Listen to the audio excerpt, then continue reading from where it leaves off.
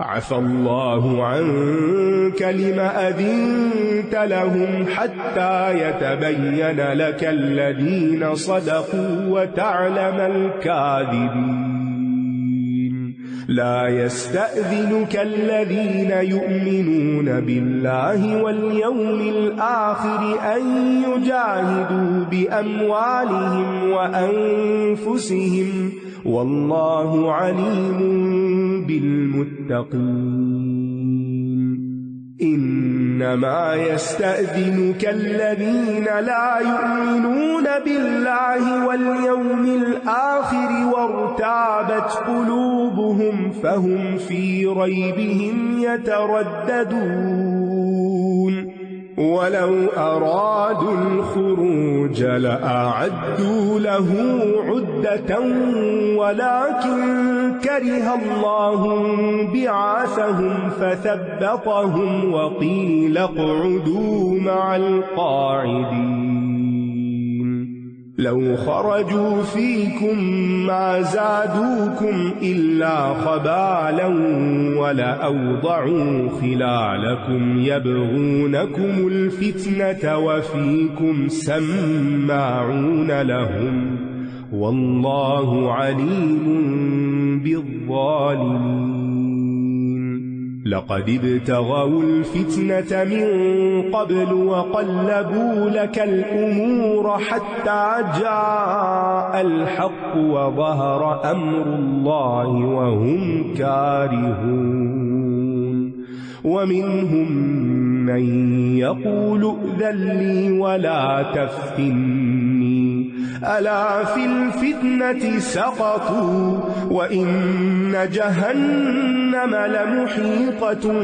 بالكافرين إن تصبك حسنة تسؤهم وإن تصبك مصيبة يقولوا قد أخذنا أمرنا من قبل ويتولوا وهم فرحون قل لن يصيبنا إلا ما كتب الله لنا هو مولانا وعلى الله فليتوكل المؤمنون قل هل تربصون بنا إلا إحدى الحسنيين ونحن نتربص بكم أن يصيبكم الله بعذاب من عنده أو بأيدينا فتربصوا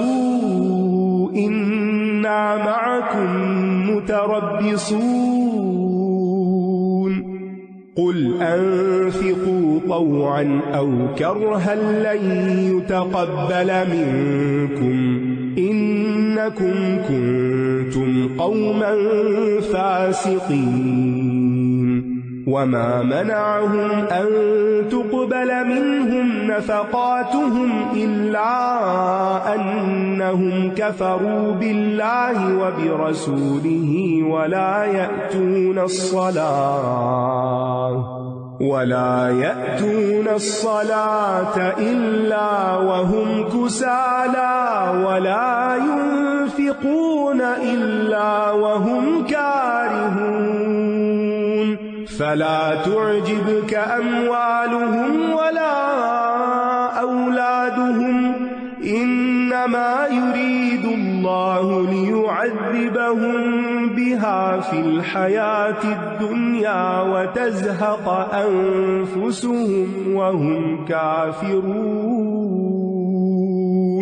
ويحلفون بالله إنهم لمنكم وما هم منكم ولكنهم قوم يفرقون لو يجدون ملجأ أو مغارات أو مدخلا لولوا إليه وهم يجمحون ومنهم من يلمزك في الصدقات فإن أعطوا منها رضوا وإن لم يعطوا منها إذا هم يسخطون ولو أنهم رضوا ما آتاهم الله ورسوله وقالوا حسبنا الله سيؤتينا الله من فضله ورسوله إنا إلى الله راغبون. اللہ نے آپ کو معاف کر دیا، آپ نے انہیں کیوں پیچھے رہنے کی اجازت دی، یہاں تک کہ سچ بولنے والے آپ پر ظاہر ہو جاتے اور آپ جھوٹوں کو بھی جان لیتے. کیونکہ منافقین عذر بہانے کر کے مدینہ میں رہنے کی اجازت لے رہے تھے تو آپ اجازت دیتے جا رہے تھے، تو اس پر اللہ سبحانہ وتعالیٰ نے فرمایا کہ آپ کو انہیں اجازت نہیں دینی چاہیے تھی. اور یہاں ہم دیکھتے ہیں کہ بظاہر عتاب نظر آتا ہے، لیکن یہ اللہ تعالیٰ کی نبی صلی اللہ علیہ وسلم پر لطف و کرم اور مہربانی کی علامت ہے کہ پہلے معاف کرنے کی اطلاع دی، پھر فرمایا کہ آپ نے ایسا کیوں کیا ہے. اگر ہم نے کسی سے پوچھنا ہو کہ یہ کام تم نے کیوں کیا تو اس سے پہلے کون سے جملے یا کون سے لفظ استعمال کرتے ہیں؟ ادھر آؤ میں تمہاری خبر لوں، بتاؤ مجھے یہ کیوں کیا تھا، یہاں کیوں گئے تھے، یہ کیوں کھا لیا. ہمیں اپنے اخلاق قرآن کے مطابق کر لینے چاہیے. یہ قرآن کا طریقہ ہے کہ پہلے تعریف کرو، پہلے دعا دو اور پہلے اچھی بات کرو اور اس کے بعد پوچھ لو. اور پھر یہ کہ جس سے محبت ہو اس کے ساتھ یہ انداز اختیار کیا جا سکتا ہے کہ اس سے سوال کیا جا سکتا ہے، اس سے پوچھا جا سکتا ہے، اس کو کچھ ڈانٹا جا سکتا ہے ضرورت پڑنے پر. اپنے بچوں سے بڑھ کر آپ کسی اور سے محبت نہیں کرتے ہوں گے، لیکن شاید ان سے بڑھ کر کسی کو ڈانٹ بھی نہیں پڑی ہوگی، کیونکہ ان کی خیر خواہی چاہیے ہوتی ہے نا، اور یہ بھی ایک محبت کی علامت ہوتی ہے. اسی لیے اگر زندگی میں کوئی بڑا ہم سے جو بڑا ہے کسی بھی اعتبار سے، چاہے والدین ہیں یا ہسبینڈ کو بھی اللہ نے ایک درجہ زیادہ دیا ہے، یا کوئی استاد ہے یا کوئی بھی، اگر کبھی وہ سختی سے بات کر لے یا ڈانٹ کے بات کر لے یا کسی ناراضگی کا اظہار کر دے، ڈانٹ نہ بھی صحیح، ناراضگی کا اظہار کر دے، تو اسے مائنڈ نہیں کرنا چاہیے بلکہ اس کو پازیٹیو لینا چاہیے. اور وہ بھی ایک توجہ کی علامت ہے نا. انسان ناراض کس سے ہوتا ہے؟ روٹتے کون ہے زیادہ آپس میں؟ جن کی آپس میں محبت زیادہ ہوتی، جس سے کوئی تعلق ہی نہیں آپ میں آپ سے روٹ رہی ہوں، تو اس سے تو کوئی مقصد ہی نہیں. تو اس لیے اگر کوئی آپ سے ناراض کبھی ہو جائے، کبھی بول چال میں تھوڑی کمی کر لے یا کوئی تھوڑی بے رخی دکھائے، تو اس کا مطلب وہ آپ کی توجہ چاہتا ہے. تو اس کو بہت سیریس نہ لیا کریں، بلکہ وہ توجہ چاہتا ہے تو توجہ دے دیں، مسئلہ حل ہو جائے گا. یہ بھی ایک صدقہ ہوتا ہے نا. صدقہ صرف مال کا نہیں ہوتا، بے رخی کرنے والے کی طرف توجہ دینا بھی ایک صدقہ ہے. یہ بھی اللہ کو پسند ہے. لیکن ہم وہاں بدلے پہ آ جاتے، عدلے کا بدلہ. اس نے کیا تو ٹھیک ہے، تم روٹھے ہم چھوٹے. جو لوگ اللہ اور یوم آخرت پر ایمان رکھتے ہیں وہ آپ سے کبھی اجازت نہیں مانگیں گے کہ وہ اپنے مالوں اور اپنی جانوں سے جہاد نہ کریں، اور اللہ متقی لوگوں کو خوب جاننے والا ہے. یعنی مومن تو نیکی کے موقع کی تلاش میں رہتا ہے کہ کوئی موقع نظر تو آئے، ہاتھ تو آئے کہ میں آگے بڑھ جاؤں، کچھ کر لوں، کیونکہ اس کو اس کا بدلہ آخرت میں نظر آ رہا ہوتا ہے نا، اللہ کی رضا نظر آ رہی ہوتی. یعنی لوگوں کے کان کھڑے ہوتے ہیں دنیا کے کسی فائدے کی خاطر، اور کچھ لوگوں کے کان کھڑے رہتے ہیں نیکی کا موقع گریب کرنے کے لیے کہ کہاں کوئی نیکی کا موقع اور میں جلدی سے کر لوں. اگر یہ سب کچھ صرف اللہ کی رضا کے لیے ہو تو درجات کی بہت ایک دم یہاں سے وہاں پہنچتا ہے انسان. لیکن اگر سیلف پروجیکشن مقصود ہو، اپنے آپ کو بڑا منوانا مقصود ہو، تو پھر کوئی فائدہ نہیں. تو ہر موقع پر ہمیں اپنی نیتوں کو بھی خالص کر لینا چاہیے. تب آپ دیکھیے کہ دو طرح کے لوگوں کی بات آ رہی ہے. ایک وہ جو بہانے باز تھے، اور دوسرے وہ جو کیا چاہتے تھے کہ ہمیں کوئی موقع ملے اور ہم ثابت کریں کہ ہم اللہ اور اس کے رسول سے کتنی محبت کرتے ہیں، اپنے دین سے کتنی محبت کرتے ہیں. کیونکہ انسان جس سے محبت کرتا ہے اس کی خاطر قربانی کرنے کو وہ اپنی سعادت سمجھتا ہے. وہ قربانی اس کی اپنی خوشی میں اضافہ کرتی ہے، اس کو اس قربانی میں لطف آتا ہے، چاہے وہ بیٹے کی کیوں نہ کرنی پڑے، ابراہیم علیہ السلام کی طرح.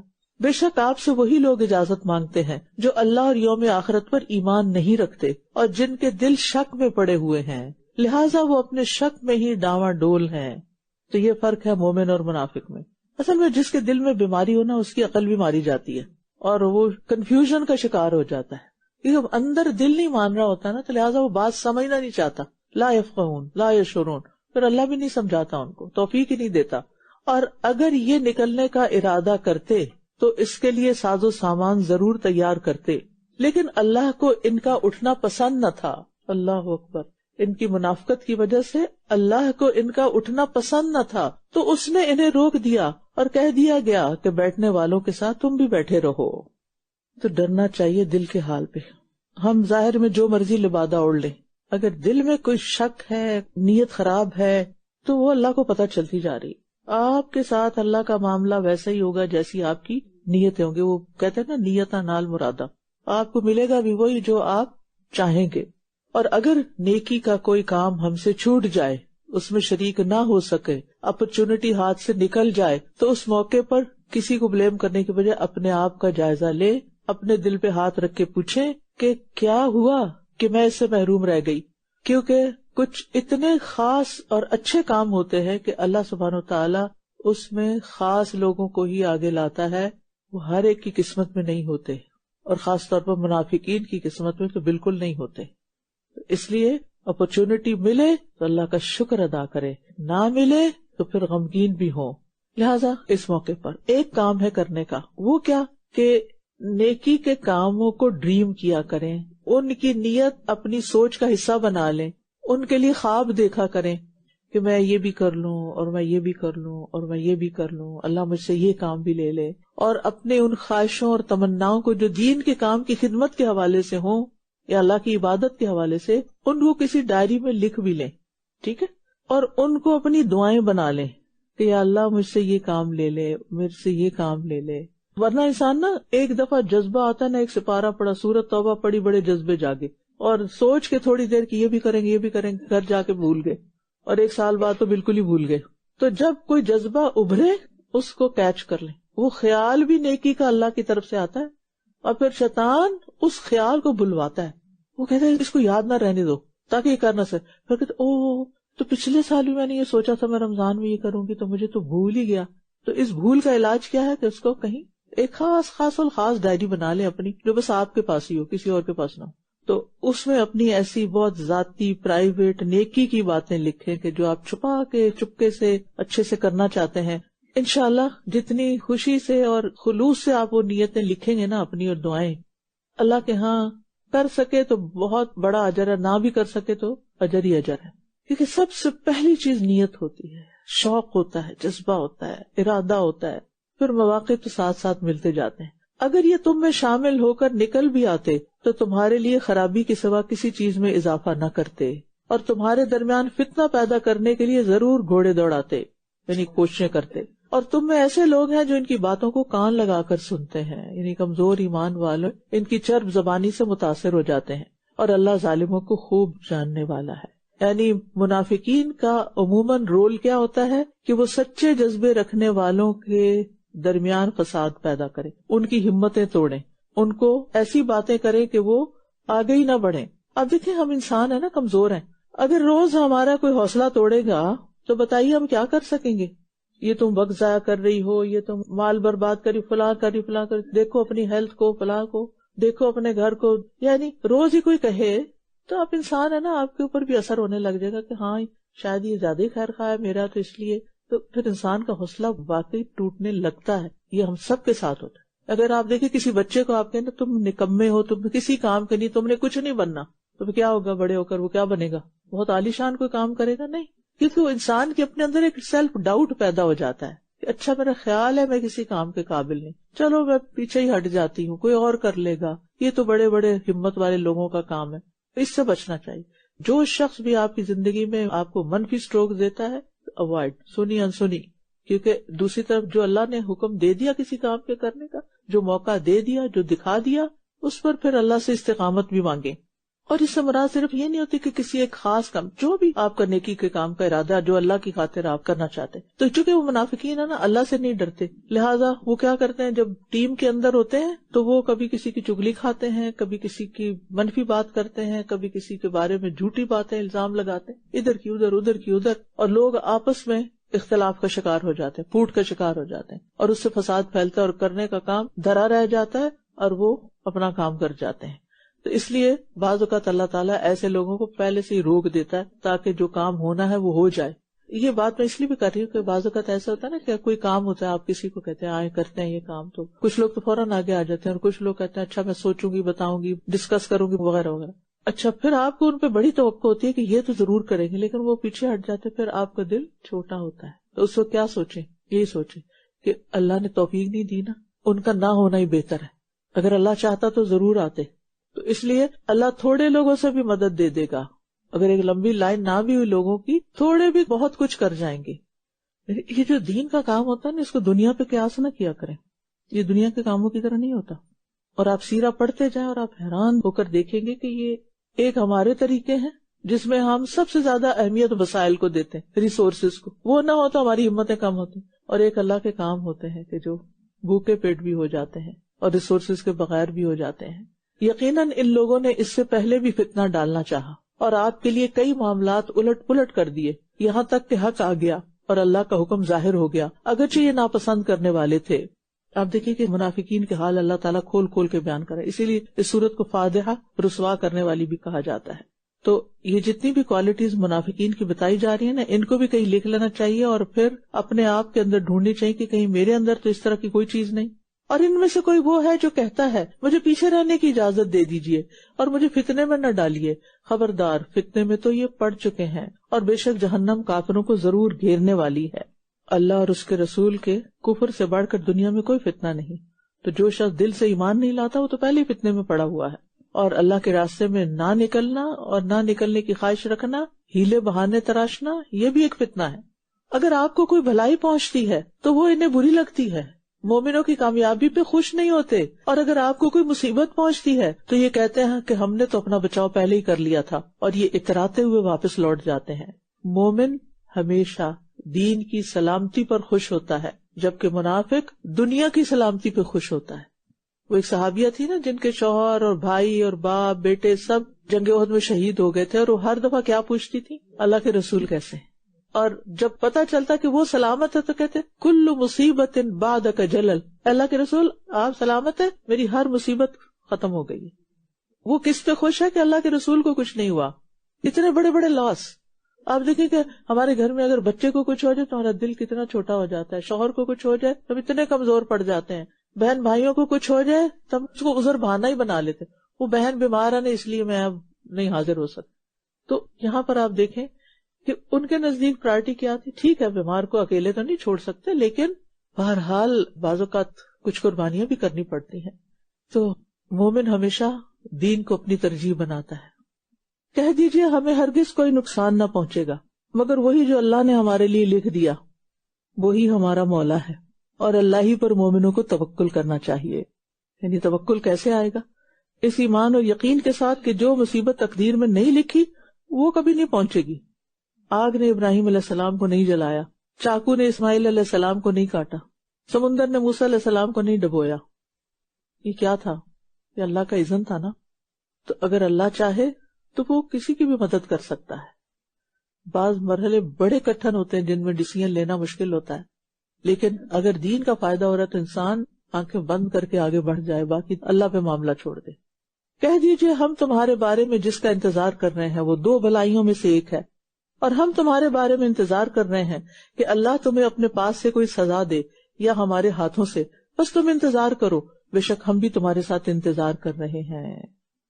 2 بھلائیاں کیا ہے؟ یا دنیا میں کامیابی ہو جائے گی اور آخرت میں جنت ملے گی.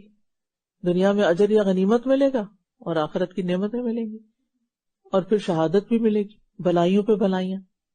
کہہ دیجئے خوشی سے خرچ کرو یا ناخوشی سے، تم سے ہرگز قبول نہ کیا جائے گا، کیونکہ تم ہو ہی نافرمان لوگ.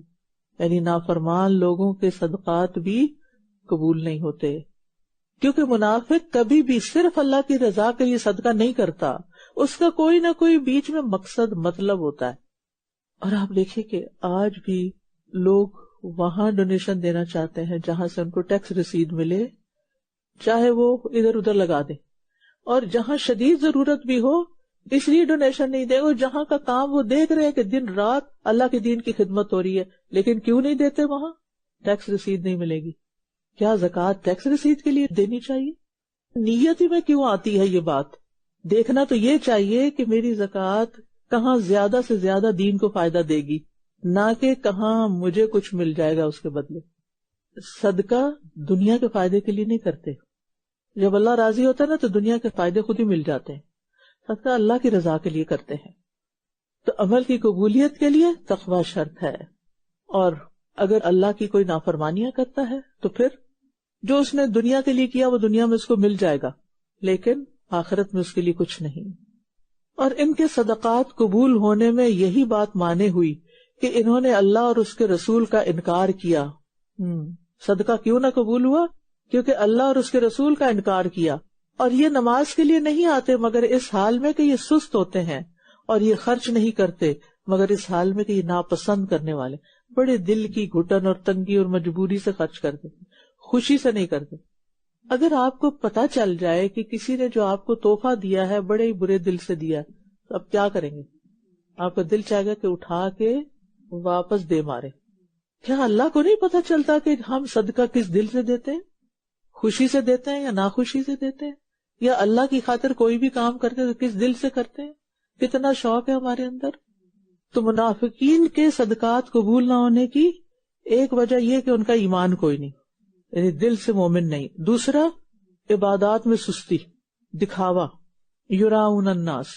اور تیسرا، مجبوری کے مارے چٹی سمجھ کے اللہ کے راستے میں دینا، سارے دے رہے ہیں، اگر میں نے نہ دیا تو کیا کہیں گے لوگ۔ تو یہ چیزیں صدقات کی قبولیت میں، نیک اعمال کی قبولیت میں رکاوٹ بن جاتی ہیں۔ پس ان کے مال اور ان کی اولاد آپ کو تعجب میں نہ ڈالیں، بے شک اللہ یہی چاہتا ہے کہ ان کے ذریعے، ان کے مال اور اولاد جس کے پیچھے یہ ساری زندگی بھاگتے رہے ہیں، ان کے ذریعے انہیں دنیا کی زندگی میں عذاب دے، اور ان کی جانیں اس حال میں نکلیں کہ یہ کافر ہوں، ایمان نصیب نہ ہو، کلمہ نصیب نہ ہو۔ کیونکہ بعض اوقات لوگ سوال کرتے ہیں نا کہ فلاں شخص تو اتنے غلط کام کرتا ہے لیکن اتنا امیر ہے، یعنی اس کے پاس بہت کچھ ہے، تو اللہ تعالیٰ فرماتے ہیں کہ کسی کے مال یا کسی کی اولاد سے امپریس نہ ہو، فلا تعجب کا اموالہم ولا اولادہم۔ یہ دنیا میں ان چیزوں کا مل جانا کوئی خوش قسمتی کی علامت نہیں۔ مال اور اولاد کی کثرت سے اللہ ان کا سکون چھین لیتا ہے۔ ہم یہ دو چیزیں کس لیے حاصل کرتے ہیں؟ مال زیادہ کیوں بڑھانا چاہتے ہیں؟ سکون کے لیے نا، خوشی کے لیے۔ لیکن اگر پہلی خوشی بھی چلے، ہر وقت انسان ایک پریشر اور ٹینشن میں رہے، تو کیا یہ مال فائدے کا؟ پھر انسان کی اپنی صحت ہی برباد ہو جائے، سکون لٹ جائے، نہ نیند آرام سے آئے، نہ چین، نہ کسی چیز کو انجوائے کرنے کا موقع ملے۔ اور دوسری طرف اولاد اس کے لیے وبال جان بن جائے، اس کی دشمنی بن جائے الٹا، تو پھر کیا کمایا انسان نے؟ کتنا قابل رحم ہے ایسا انسان۔ تو کبھی بھی کسی کے مال اور اولاد سے متاثر نہ ہو کہ وہ بڑا خوش قسمت ہے۔ وہ بظاہر ایسا لگتا ہے لیکن حقیقت تو اللہ ہی کو پتا ہے۔ ہاں، حلال سے کمایا ہوا مال ہو، خیر کے کاموں میں خرچ کرنے کی توفیق ہو، نیک اولاد ہو، تو پھر راحت ہی راحت ہے۔ یعنی مومن کی اولاد آنکھوں کی ٹھنڈک کب ہوتی ہے؟ جب وہ دین پر ہوتی ہے۔ یعنی مومن بھی مال اور اولاد کی فکر رکھتا ہے، اور رکھنی چاہیے اور خواہش ہونی چاہیے، لیکن اللہ کی رضا سے آگے نہیں، نہ مال نہ اولاد۔ نماز کا وقت ہے تو بس نماز ہے، اب نماز میں دیر نہیں، دکھاوا نہیں۔ صدقات کا موقع ہے تو بس پھر اپنی ضرورت تھوڑی پیچھے بھی کر سکتے ہیں۔ تو کسی کے مال اور اولاد پر رشک کب کر سکتے ہیں؟ جب اس نے یہ سب کچھ دین میں لگایا ہوا ہو۔ اور کتنے ہی لوگ ہیں جن کا مال اور اولاد ان کے لیے جہنم کا راستہ ہموار کر رہے ہیں، اور یہ اللہ کی قسمیں کھاتے ہیں کہ بے شک یہ تم ہی میں سے ہیں، حالانکہ یہ تم میں سے نہیں ہے، لیکن یہ ایسے لوگ ہیں جو ڈرتے رہتے ہیں۔ یعنی منافق اندر سے بڑے ڈرے ہوئے لوگ ہوتے ہیں، بظاہر بڑے کانفیڈنٹ نظر آتے ہیں، چرب زبان نظر آتے ہیں، لیکن اندر سے خوف زدہ ہیں، کیونکہ دل کے چور ہیں نا، اپنے اندر کی کمزوریاں پتہ ہیں ان کو کہ وہ کیا کر رہے ہیں، دھوکہ دے رہے ہیں، خیانت کر رہے ہیں، جھوٹ بولتے ہیں۔ اور اگر یہ کوئی جائے پناہ یا کوئی غار یا کوئی گھس بیٹھنے کی جگہ پالے تو سرپٹ دوڑتے ہوئے اس کی طرف بھاگ جائیں۔ اور ان میں سے کچھ ایسے ہیں جو صدقات کی تقسیم کے بارے میں آپ پر الزام لگاتے ہیں، نبی صلی اللہ علیہ وسلم پر، پھر اگر یہ ان میں سے کچھ دے دیا جائے تو خوش ہو جاتے ہیں، اور اگر یہ ان میں سے کچھ نہ دیا جائے تو یکدم ناراض ہو جاتے ہیں کہ ہمیں تو کوئی پوچھتا ہی نہیں، ہمارا تو خیال ہی نہیں رکھتا۔